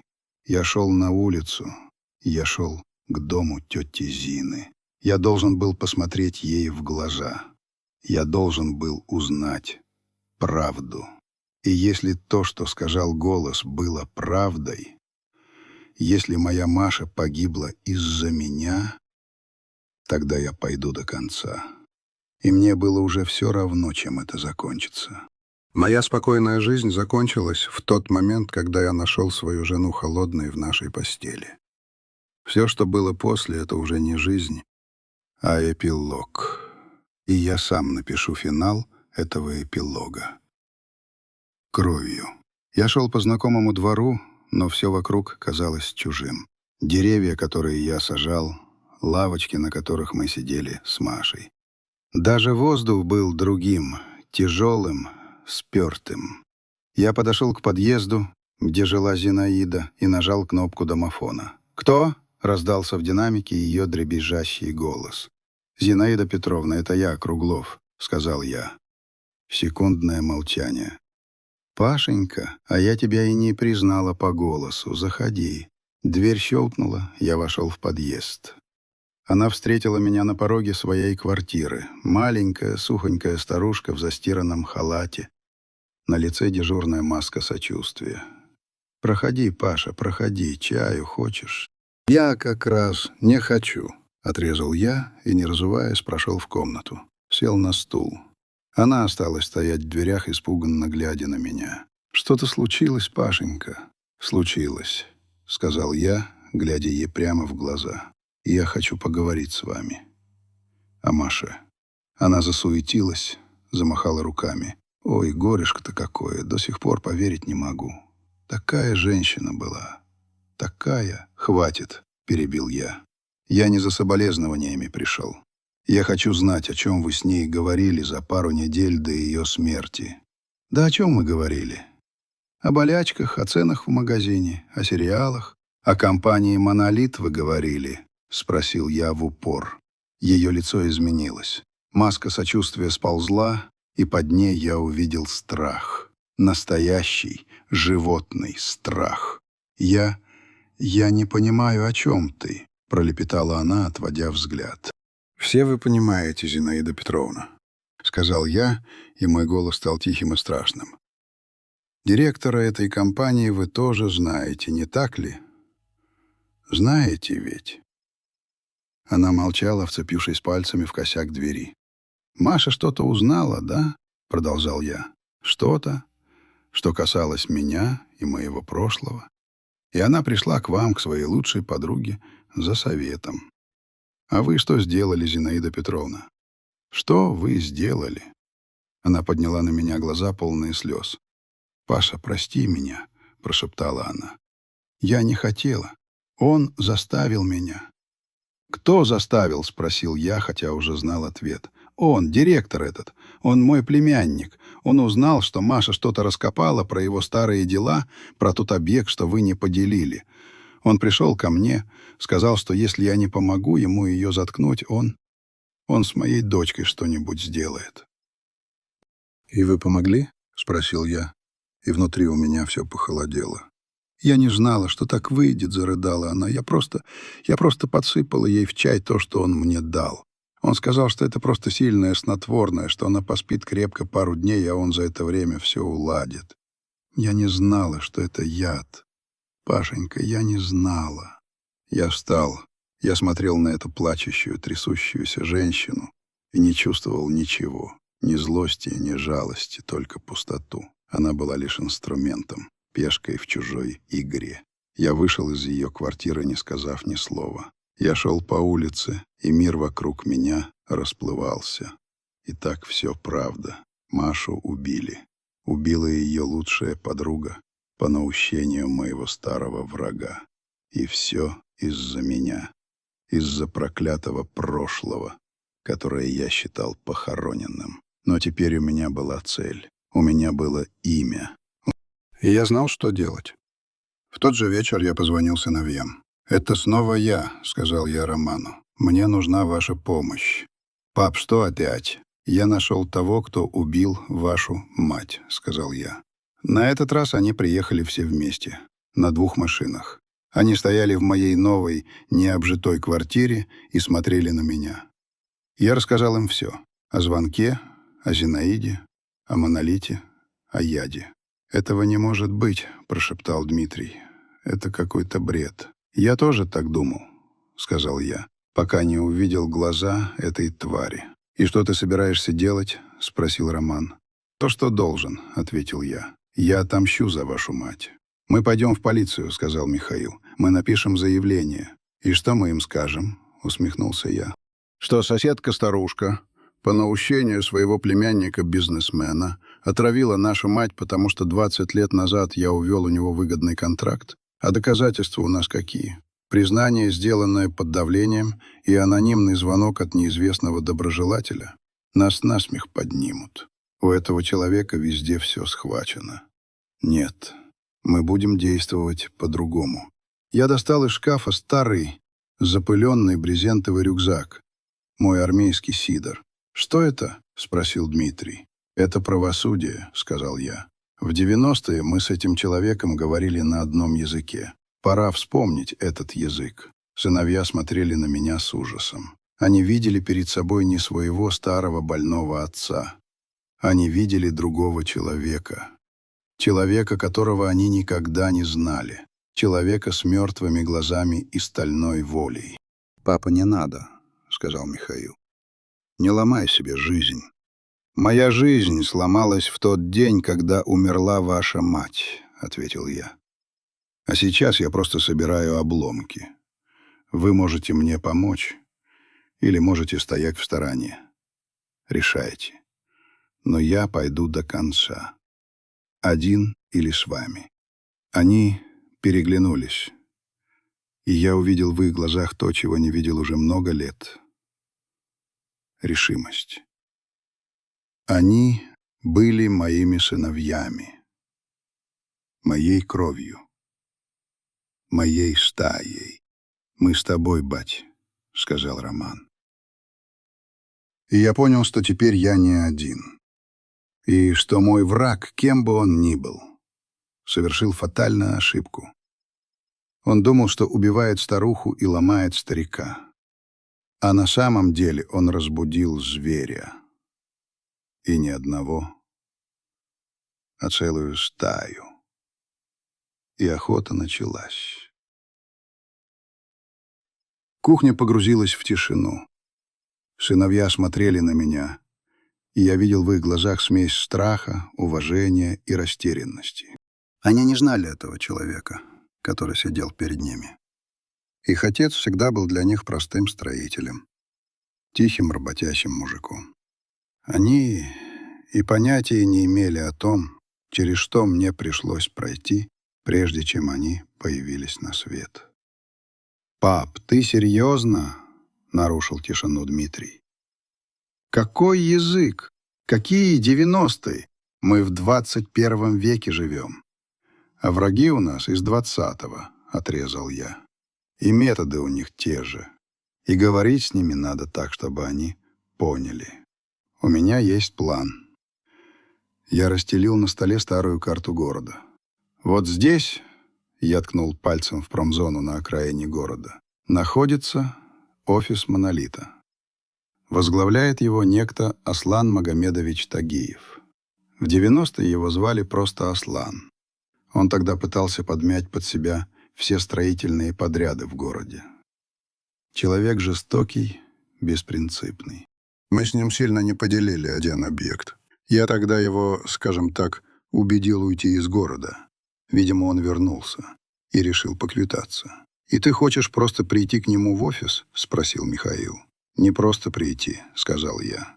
«У нас не будет второго шанса. Нам нужны доказательства, неопровержимые, такие, с которыми его не отмажут никакие связи. Нам нужно его собственное признание». «И как ты собираешься его получить?» — скептически спросил Роман. «Он что, так просто нам все расскажет?» «Расскажет», — сказал я, «если создать ему правильные условия». Мой план был прост и дерзок, как фронтовая операция. Мы должны были действовать на 3 направлениях. «Рома, ты у нас человек бывалый с севера. У тебя наверняка есть знакомые, которые умеют работать руками и головой и не задают лишних вопросов. Нам нужно будет на пару часов отключить всю электронику в офисе Тагиева. Камеры, сигнализацию, связь. Сможешь организовать?» Роман нахмурился, думая, потом кивнул. «Есть у меня один Кулибин. Сделает. Отлично. Дима, ты у нас человек с головой, инженер. Твоя задача — достать план здания. Все входы, выходы, вентиляционные шахты, схема коммуникаций. Изучить его как свои 5 пальцев и найти способ проникнуть в кабинет Тагиева незамеченными. Через интернет, через знакомых в БТИ, как угодно. Но чтобы завтра к вечеру план был у меня на столе». Дмитрий неуверенно кивнул. «Я попробую. А ты, Миша», — я повернулся к младшему, «у тебя самая сложная задача. Ты должен стать наживкой». Михаил вздрогнул. «В каком смысле? Ты пойдешь к Тагиеву, скажешь, что твой отец сошел с ума, что он винит его в смерти матери и собирается мстить, что он старый афганец, и у него поехала крыша. Твоя задача — напугать его. Заставить его поверить, что от меня исходит реальная угроза, чтобы он занервничал, чтобы начал делать ошибки. А главное, чтобы он заговорил. Ты должен будешь вывести его на разговор о матери. А в это время в его кабинете уже будет жучок. «Но он же может...» «Ничего он тебе не сделает», — сказал я. «Ты придешь к нему как союзник». Как человек, который боится своего сумасшедшего отца и ищет защиты у сильного человека. Он тебя выслушает. Ему будет лестно. Я смотрел на них, на своих 3 сыновей. Один суровый работяга, другой умный интеллигент, третий хитрый менеджер. Каждый из них был частью одного механизма. Механизма возмездия. «А что будешь делать ты, пап?» — спросил Роман. «А я буду ждать», — сказал я. «Ждать, когда он совершит ошибку. И когда он ее совершит, я нанесу удар». Следующие 2 дня наш дом превратился в штаб. Роман созвонился со своим знакомым, и тот за вознаграждение согласился помочь. Дмитрий, используя свои связи и навыки, к вечеру следующего дня раздобыл подробные чертежи офисного центра. Мы сидели над ними до глубокой ночи, изучая каждый коридор, каждый поворот. Михаил готовился к своей роли. Я учил его, как себя вести, что говорить. Он должен был выглядеть испуганным, но в то же время вызывать доверие. Это была самая опасная часть плана. В четверг вечером все было готово. «Завтра», — сказал я, — «завтра мы закончим эту историю». Я не спал всю ночь. Я сидел на кухне, пил холодный чай и смотрел в темноту. Я не чувствовал страха, только холодную ледяную решимость. Я думал о Маше, о том, одобрила бы она то, что я собираюсь сделать. Наверное, нет. Она была слишком доброй, слишком светлой для этого мира. Но ее больше не было. А я был. И я должен был восстановить справедливость, так как я ее понимал. Утром я достал из своего армейского рюкзака небольшую рацию и диктофон. Отдал их Михаилу. «Это будет с тобой. Как только он заговорит о матери, нажмешь вот эту кнопку. Мы будем слушать. И будем рядом. Если что-то пойдет не так, мы тебя вытащим». Михаил кивнул. Он был бледен, но в глазах его была решимость. Он больше не был тем испуганным мальчишкой, который плакал на моей кухне. Он был моим сыном. «Пора», — сказал я. И мы вышли из дома. 4 мужчин. Отец и 3 его сына. Мы шли на войну. Слова Анны Сергеевны повисли в спёртом воздухе вагона. Украли. В этом одном слове была вся квинтэссенция их беды. Беспомощность, страх, растерянность 2 пожилых людей, вырванных из привычной жизни и брошенных в безразличный хищный мегаполис. Я смотрел на их лица, на пергаментную кожу Николая Петровича, на котором проступили красные пятна, на дрожащие губы его жены и холодная волна отчаяния. Но уже не моего, а их, чужого, захлестнуло меня. Вся моя утренняя спешка, страх перед Виктором Павловичем, мысли о зачетах и долгах вдруг показались мелкими, эгоистичными. Я закончил собирать разбросанные лекарства, аккуратно сложил их в пакет. На одной из коробочек было написано название, от которого у меня похолодело внутри. Этот препарат принимала моя бабушка в последний год жизни. Я знал, что пропуск даже одного приема может быть критичным. «Вам нужно срочно принять лекарство?» — спросил я, стараясь, чтобы голос звучал спокойно и уверенно, хотя внутри все сжималось от предчувствия надвигающейся катастрофы. «Да, сынок», — кивнул Николай Петрович, тяжело дыша. «Мне бы водички».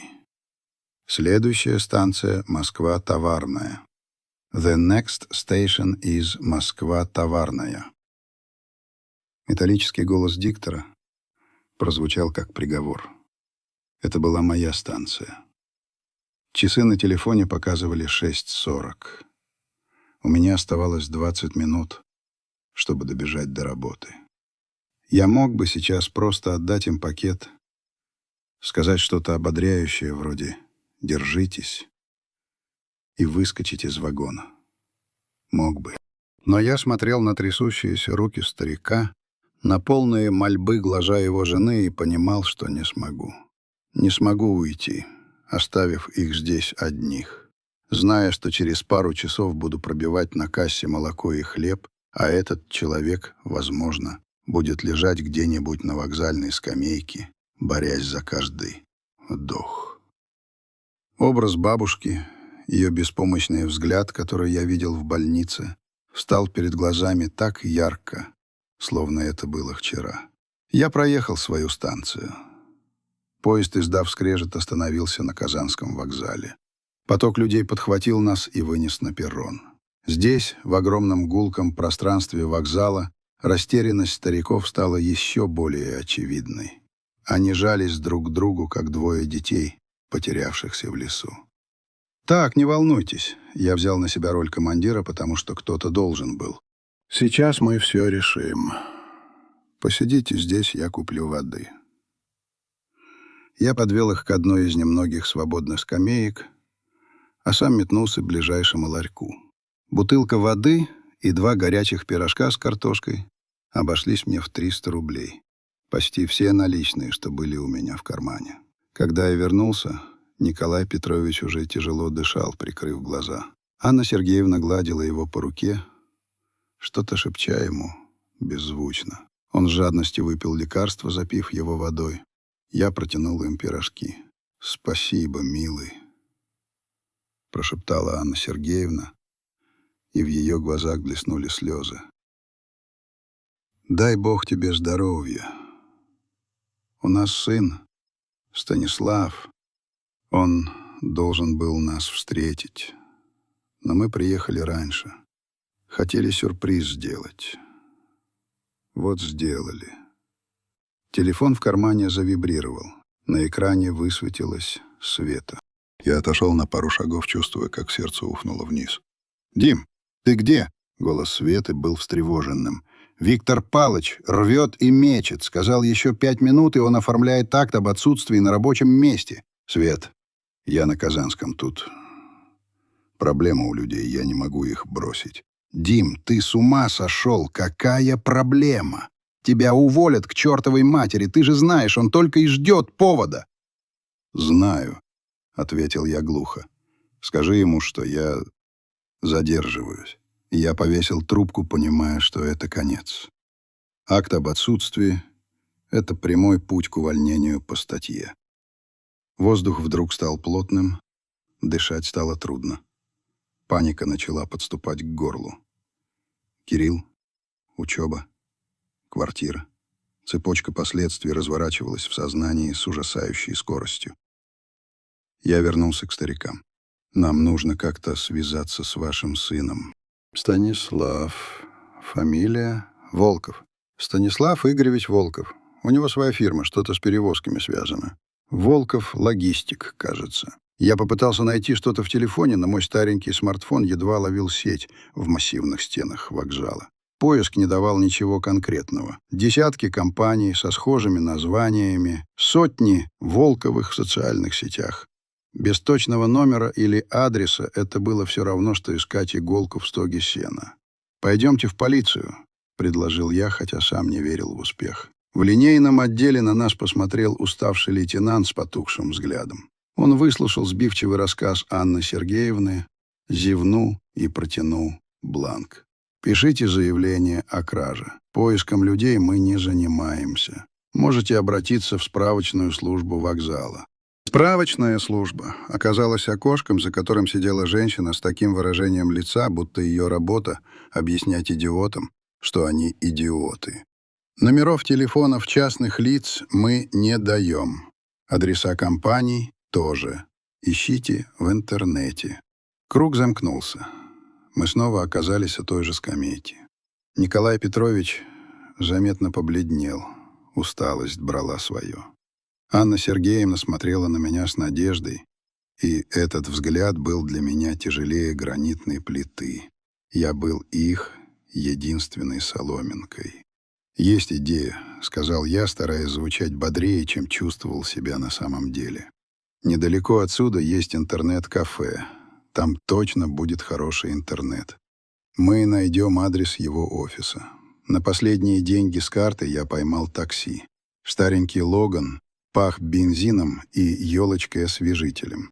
Водитель, Хмурый мужчина лет 50 косился на нас в зеркало заднего вида с нескрываемым подозрением. Пока мы ехали, телефон снова завибрировал. Сообщение от Светы. Короткое и безжалостное. Он подписал акт. Сказал, можешь приходить за расчетом и трудовой. «Дим, мне очень жаль». Я смотрел на экран, на эти несколько слов и чувствовал, как земля уходит из-под ног. Все. Это точка. Холодная пустота заполнила грудь.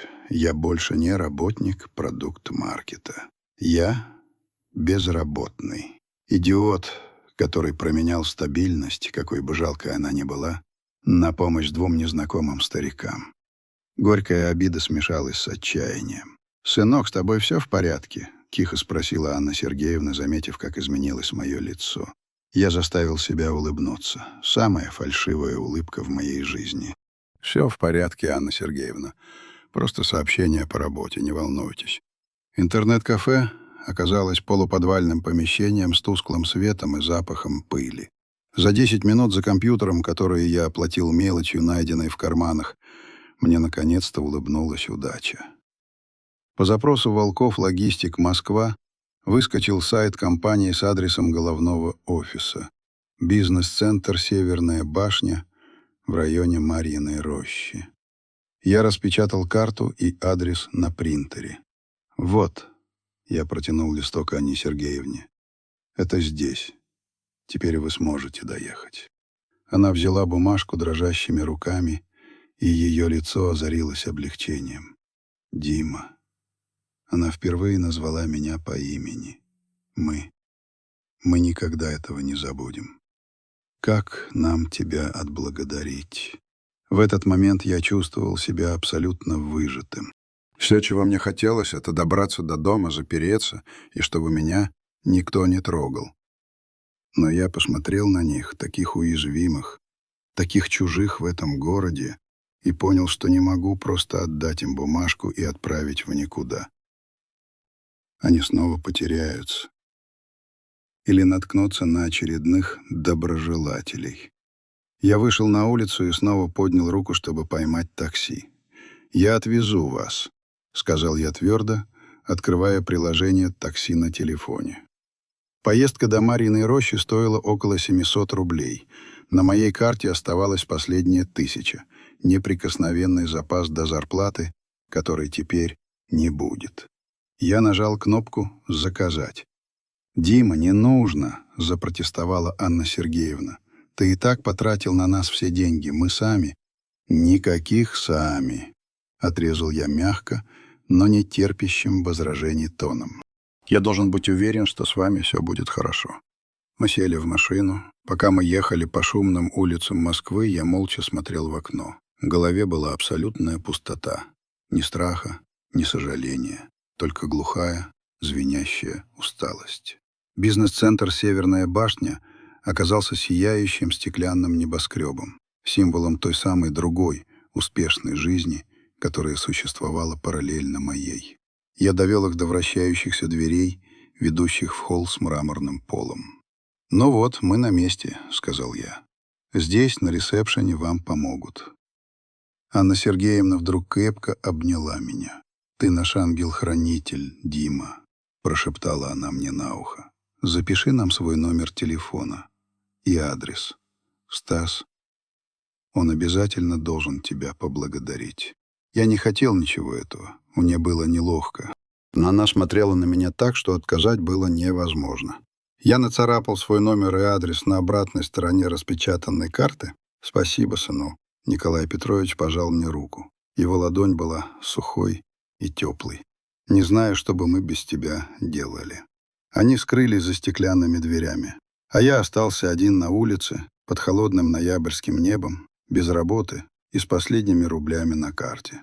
Я развернулся и пошел пешком в сторону метро, не зная, как буду объяснять все это Кириллу. И стоила ли того моя доброта? В тот момент ответа на этот вопрос у меня не было. Поиски таинственного кукловода превратились в нашу общую одержимость. Дмитрий, используя свои хакерские таланты, несколько недель пытался отследить источник звонка. Это было почти невозможно. Сигнал проходил через десятки серверов в разных странах, а сам номер, как оказалось, был виртуальным. одноразовым.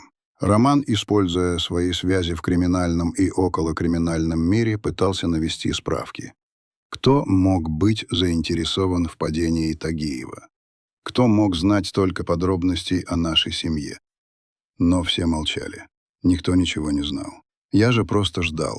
Я знал, что он позвонит снова. Такие люди, как он, не могут уйти, не насладившись своей победой.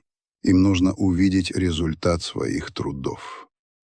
Он позвонил через месяц, в тот самый день, когда мы получили деньги за наш старый дом. Я сидел на кухне, когда зазвонил телефон, скрытый номер. «Я слушаю», — сказал я. «Ну что, Павел?» — услышал я знакомый механический голос. «Как тебе новая жизнь?» «Кто ты?» — спросил я. «Это уже не важно», — ответил голос. «Важно то, что справедливость восторжествовала. Тагиев накажен. Ты отомстил за жену, а твои сыновья снова с тобой. Разве не этого ты хотел?» «Я хотел знать, зачем ты это сделал», — сказал я. «Какова была твоя цель?» «Моя цель?» — в голосе послышалась усмешка. «Я просто люблю, когда все получают по заслугам. Тагиев получил свое, а ты? Ты получил второй шанс, шанс снова стать отцом для своих детей. Я не верю тебе», — сказал я. «В этой истории есть что-то еще, что-то, чего я не знаю». «Ты слишком много думаешь, Павел», — ответил голос. «Просто живи. Наслаждайся последними годами. Ты это заслужил». И он повесил трубку. В этот момент в комнату вошел Дмитрий. Он был бледный. «Пап», — сказал он, — «я, кажется, нашел его». «Где?» — спросил я. «Это нигде. Это кто?» — сказал он и повернул ко мне экран ноутбука. Дмитрию удалось сделать почти невозможное. Он отследил не сам звонок, а регистрационные данные виртуального номера. Номер был куплен полгода назад, оплачен с банковской карты. И карта эта принадлежала... Я смотрел на имя на экране и не мог поверить своим глазам. Этого не могло быть. Это была какая-то чудовищная ошибка. Карта принадлежала моей жене, Марии Кругловой. Я сидел и смотрел на экран. В голове был полный туман. Маша? Моя Маша? Кукловод? Но зачем? Этого не может быть, прошептал я. Она бы никогда... «Пап», — тихо сказал Дмитрий, — «мама была не такой простой, как мы думали. Она знала про долги Миши, она знала про Тагиева. Она все знала. И у нее был свой план. Он открыл другой файл. Это были выписки с банковского счета матери. За последние полгода на него поступали крупные суммы денег из разных источников. А потом эти деньги переводились на другие счета. «Она играла на бирже», — сказал Дмитрий, — «по-крупному. И, кажется, очень успешно. Но откуда у нее деньги?» «От него», — сказал Дмитрий и показал мне еще один документ. Это был брачный контракт, который мы с Машей подписали 30 лет назад, когда я открывал свою первую строительную фирму. Это была формальность, я даже забыл о нем.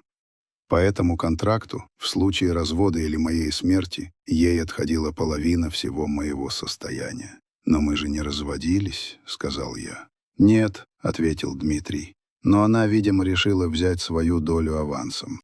Она подделала твою подпись на документах и перевела часть активов на свои счета». Я сидел раздавленный.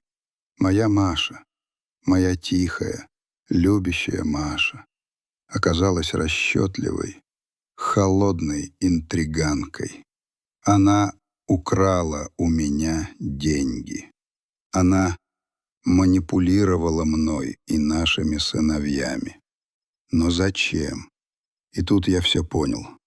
Она не хотела, чтобы Михаил получил в наследство дом, который он бы тут же продал. Она хотела, чтобы он получил деньги, чистые деньги, которые она для него заработала. Но она не могла просто так их ему дать. Он бы их снова спустил.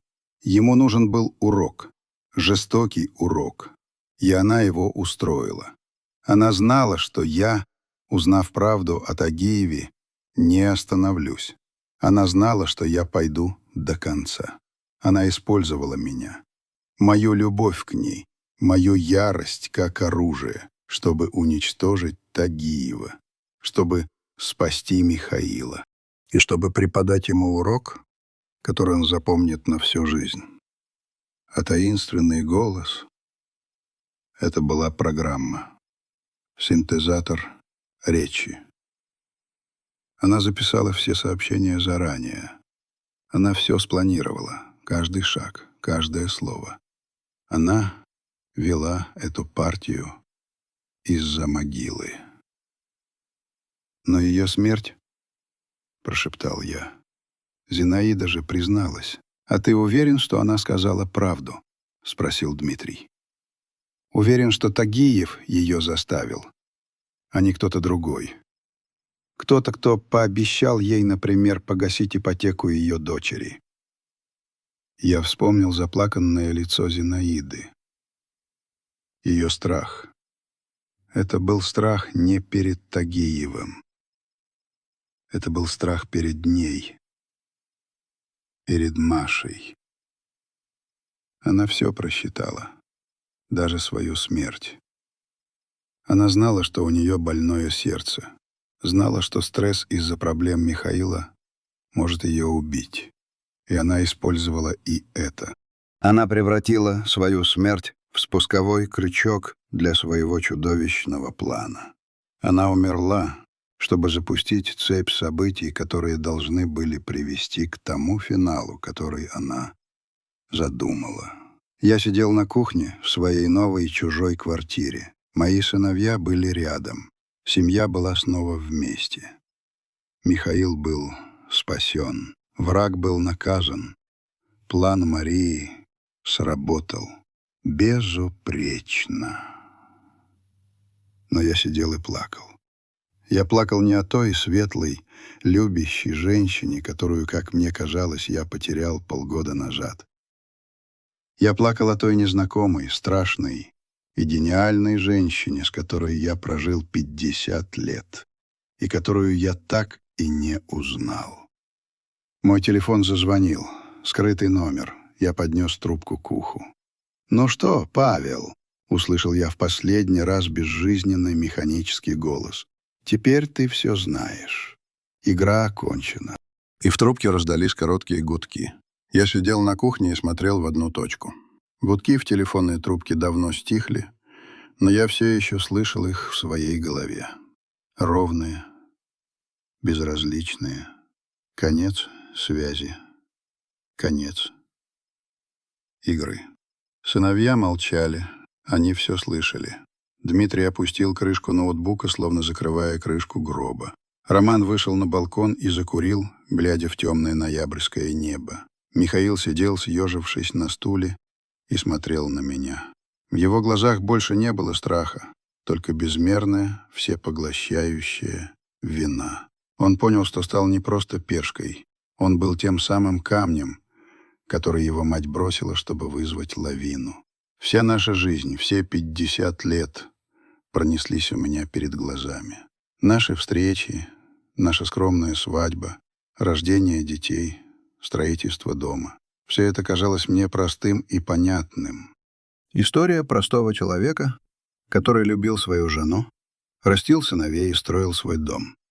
А оказалось, что я жил внутри сложнейшего механизма, который я не понимал. Я был мужем женщины, которую я не знал. Я думал, что Маша — это тихая гавань, а она оказалась бездонным, темным омутом. Я думал, что борюсь за справедливость, мщу за ее смерть, а я был всего лишь исполнителем ее посмертной воли, жестокой, расчетливой, гениальной в своем безумии. Она не просто спасла Михаила, она не просто наказала Тагиева, она пересобрала нашу семью. Она заставила сыновей снова стать братьями, а меня снова стать отцом. Она вернула нас в тот дом, который мы покинули, чтобы мы поняли, что мы потеряли. Она все рассчитала. Каждую деталь, каждую эмоцию, каждую слезу, но какой ценой? Ценой своего образа в моей памяти. Я больше никогда не смогу думать о ней, как о моей тихой, светлой Машеньке. Теперь она для меня чужой, пугающий гений, архитектор нашей трагедии и нашего спасения. Ценой правды. Мы жили во лжи. Вся наша семья была построена на фундаменте из недомолвок, тайн и манипуляций. Ценой покоя. Я отомстил за ее смерть. Но эта месть оказалась частью ее плана, и облегчения она не принесла. Только горечь. «Что мы будем делать, пап?» — тихо спросил Михаил. Я посмотрел на него. На всех троих. Мои сыновья. Моя кровь. Все, что у меня осталось. «Жить», — сказал я. «Мы будем просто жить».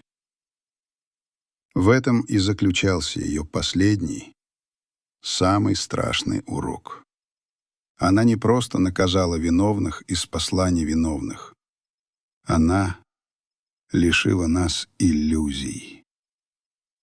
Она показала нам, кто мы есть на самом деле, со всеми нашими слабостями, грехами, страхами, и оставила нас с этим знанием. Одних. Мы больше не говорили об этом. Никогда. Эта тайна легла тяжелым камнем на дно нашей семьи. Мы стали чаще видеться. Сыновья звонили мне каждый день, помогали, заботились. Мы снова стали семьей. Но в наших глазах навсегда поселилась тень. Тень знания. Тень той женщины, которую мы все любили и которую никто из нас по-настоящему не знал. Иногда по ночам я просыпаюсь от телефонного звонка. Мне кажется, что я снова слышу тот механический голос. Но это лишь тишина.